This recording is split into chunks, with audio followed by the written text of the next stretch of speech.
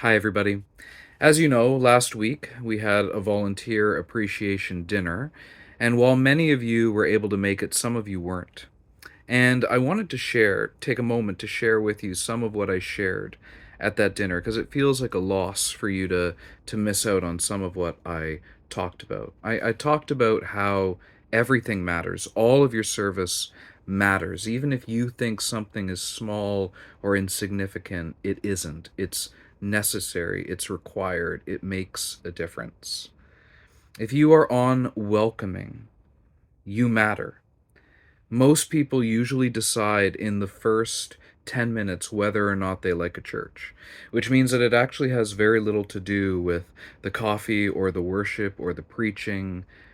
It has to do with how people made them feel. People will always remember how you made them feel.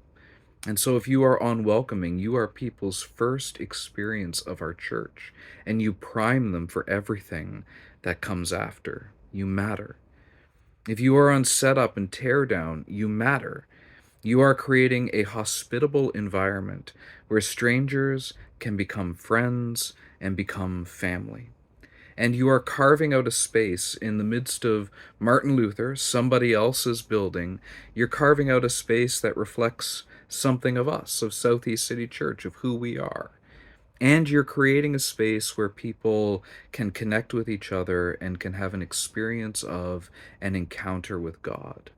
You're creating a sacred, holy space in the midst of the world. You matter. If you are on sound and tech, you're a vital part of creating that environment as well. You matter. When you fill the room with sound, you allow everyone to be fully present to what is going on, to every aspect of the service. And that empowers worship and learning and connection with others and connection with God. And with the live stream, you have given our little church a far greater reach than it could have otherwise.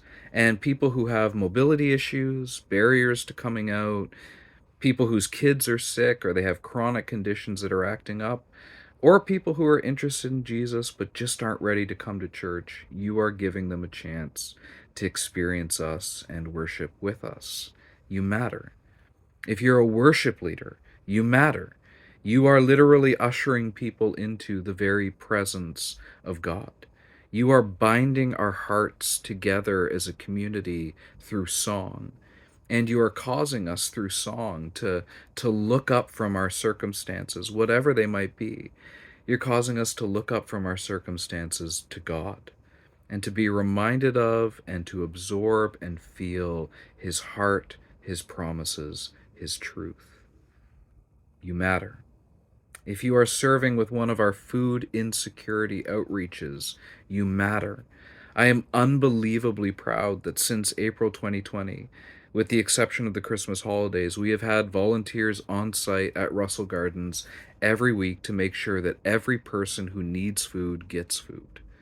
And I am also proud that since last spring, we have never missed a week in delivering sometimes well over a dozen food orders from the Russell Heights Food Bank to clients all over the area on Saint Laurent and Russell and Othello. That outreach has now concluded. We're not needed there anymore, but for as long as we were needed, we were there.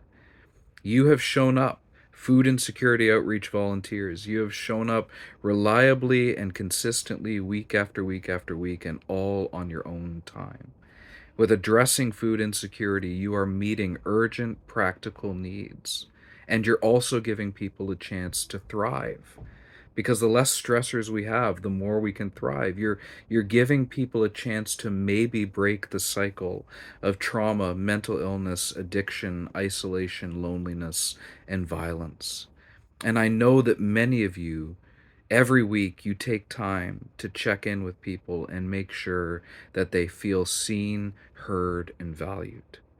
The city of Ottawa recently made us do a survey at the food bank, and it was a bunch of questions with the I strongly agree, strongly disagree type questions. And one of them was I felt welcomed and treated with respect and dignity while using this service. And the responses were almost unanimous that everybody feels welcomed and treated with respect and dignity when they walk into our food bank space. They strongly agree. You do that. You make them feel welcomed and loved and respected. You matter. Those of you that work with children, the discipleship of children in our church, you matter. I was at a talk last year called Disappearing Childhood, and the speaker, Matt Markins, said that a person's worldview is generally settled by the time that they are 13. We tend to think that we have until a child is 18, and we tend to think that youth ministry matters more or is more essential than Sunday school. But he said, no, that's just not the case. We have a deadline, and it's far earlier than we thought. And more needs to be put into our Sunday schools than needs to be put into our youth groups, or at least an equal amount needs to be put into both. If you're working with our kids, you are shaping their worldviews.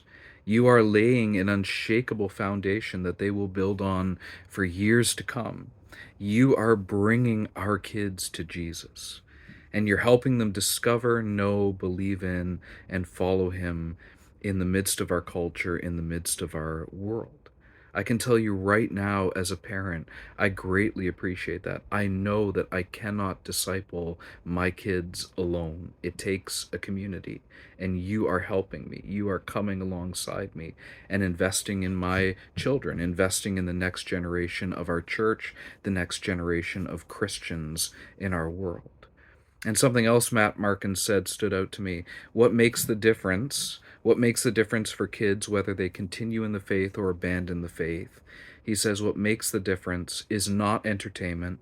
It's not a stimulating, exciting program. What makes the difference is loving, caring adults engaged with children. You matter.